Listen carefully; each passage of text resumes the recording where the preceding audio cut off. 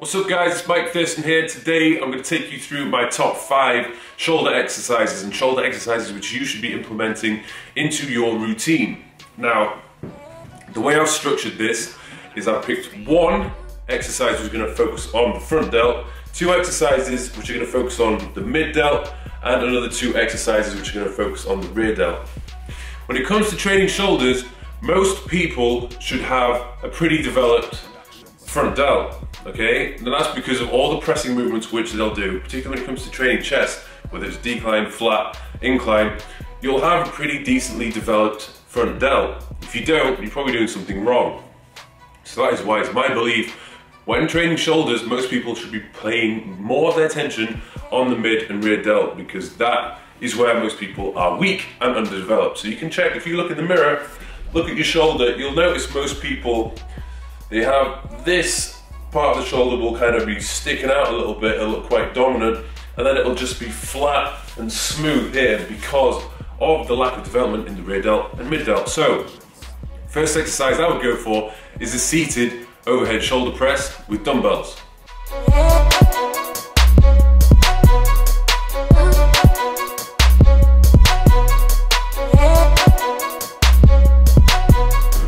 So the number one thing you want to bear in mind when it comes to the seated shoulder press is what angle do you set the bench at, and this is often determined by your level of external rotation. So this is external rotation. People who are flexible, they can get the rotation all the way up to here. Some people, or most people, it tends to be about here. So we adjust the bench accordingly. So for most people, I would rarely ever have the bench completely upright. The problem is, if you try and keep that bench upright and your rotation, you can only get it to about here, you end up curving your spine, arching your back, and then pressing in this movement. And all that does is it just moves tension away to more of the upper pec instead of keeping it on the front delt, which is the area we're trying to work here. For people who do a press and then elevate at the top here, this elevation is moving the tension away from the front delt and you're placing it onto your traps, which is not what you want to do. Another thing as well you want to bear in mind, when pressing, don't bring your hands directly above your shoulders into this position, because there's no tension occurring. All the tension is just placed down your arms into your elbow joints. So ideally, this is the kind of thing you want to be going for. So this is my starting position, finishing about here. This is where I'm still keeping tension on my shoulder. I'm not locking out here and moving tension away. I'm keeping my shoulders depressed. Now the next exercise I'll move on to is this seated dumbbell lateral raise.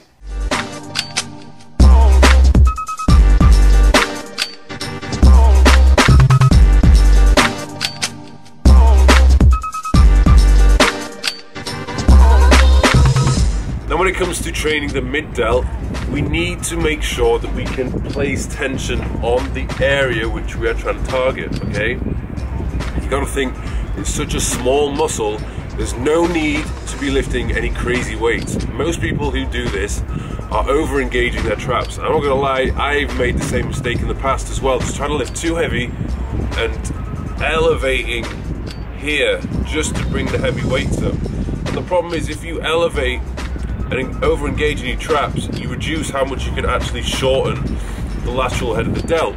So just keep it light, okay? Keep the weight light, and you're gonna keep your shoulders as depressed as possible. You can only do that with a lighter weight, because most people just aren't strong enough to bring the weight all the way back up to here, okay? So what I would do is just grab a light weight and play about with it. Just think to yourself, okay, let's place the tension on the area which we're trying to target. When I'm doing this, I can feel it massively on my mid delt. For most people, I would only stay within the range which they're comfortable with, okay? So only if you can only bring the weight up to here whilst maintaining tension on the shoulders, that's fine, okay? Start off with that and then build it up to being able to lift it a little bit higher. What I would bear in mind when doing this, you see at this point in the movement when I'm relaxed, you're not doing anything, there's no tension whatsoever. So as you bring the weights down, you should really stop here and then go back into the second repetition or third, whatever. okay? So you're keeping tension constant on the shoulders, especially the mid shoulder, which we're trying to target, throughout the entire set. Another way of keeping tension on the mid portion of the delt is to keep that dumbbell flat, okay? Most people, when they begin to fatigue, they rotate and bring the dumbbell up to about here. If I'm holding the dumbbell in this position, all the tension is back onto my front delt, which is not what I'm trying to target. Another exercise which I would then move on to would be a variation of the lateral raise, but this time using cables, okay? So with this one, you're overloading the bottom part of the strength curve.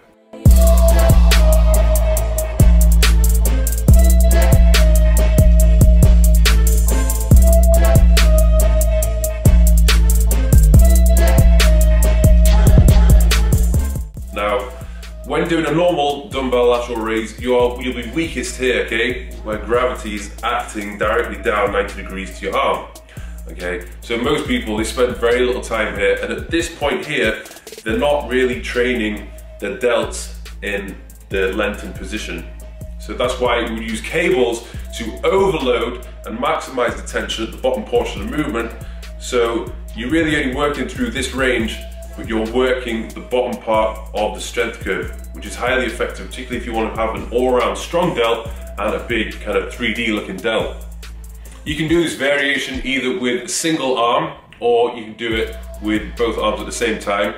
And I would probably vary it from using the close cable crossover and the wider cable crossover. Both are very good. Both are just going to place different forces at different points in the movement, okay? So it's okay to vary from time to time.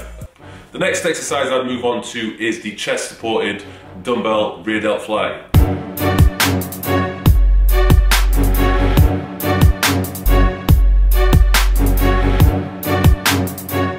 Hand positioning, whether you do a pronated or neutral grip, it's just going to recruit slightly different fibers, so I'll just mix it up from time to time. I'll start off with the pronated position. I'm going to depress my shoulders, this is the absolute key, push the shoulders down, and then pull the dumbbells up, okay? So I'm thinking about pushing my shoulders down, but trying to push my hands as far away from my body as possible. You just have to bear in mind, you have to keep your shoulders pushed forward at all times. And you'll probably find that maybe every 10 reps, just think, okay, do a little check. Just pause slightly, push down again, reset, and continue, because as you continue throughout, particularly a big set with lots of reps, your shoulders will want to creep backwards a little bit. And I think what's worth doing is maybe just filming yourself or getting someone else to film you so you can see your form, because it's not going to be easy to see what your shoulders are doing from behind with no mirror or anything like that. So record yourself and make sure that there isn't too much retraction occurring. Final exercise I'll move on to is the rear delt fly machine.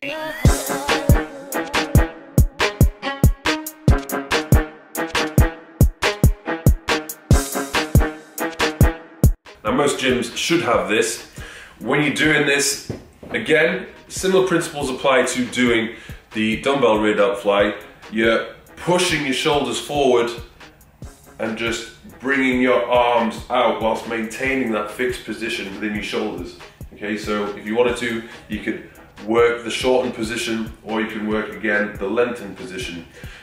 So when you get into position when doing the rear delt fly machine, you want to make sure that the seat's at the right height. You don't want to be positioned so that you're in this kind of position because you're just going to be using way too much of your traps. Your hands should be the same level as your shoulder when your shoulders are depressed. So this is the kind of position you want to go for. Imagine the bench is here. You're going to protract your shoulders, and as you initiate the movement, obviously we're trying to initiate the movement with the rear delt, we're not trying to pull back, you're trying to push your hands as far away as possible until you're in the fully shortened range, which is usually about here, okay? If you try and bring your hands back any further, you're just going to retract your shoulders, take tension away from the rear delt, and it's all in your back. Or you'll end up doing some form of internal rotation, which again is not what we're trying to achieve here.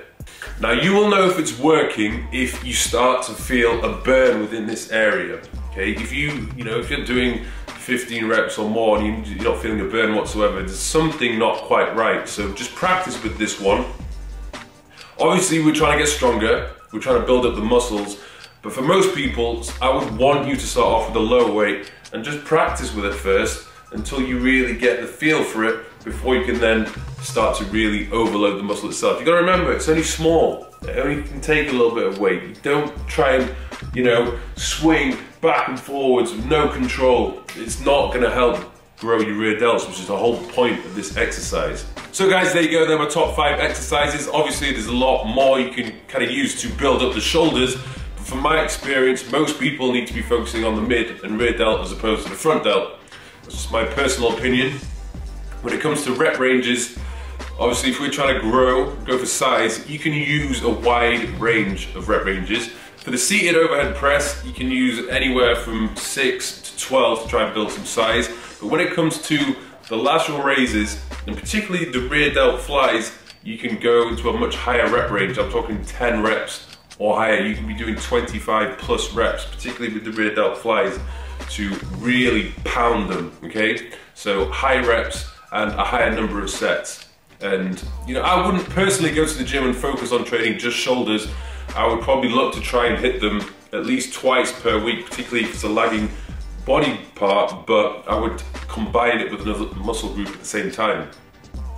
Obviously, with a lot of back movements and rowing movements, you are going to get some degree of rear delt stimulation, but it's simply not going to be enough for most people to get enough size and growth put onto that area.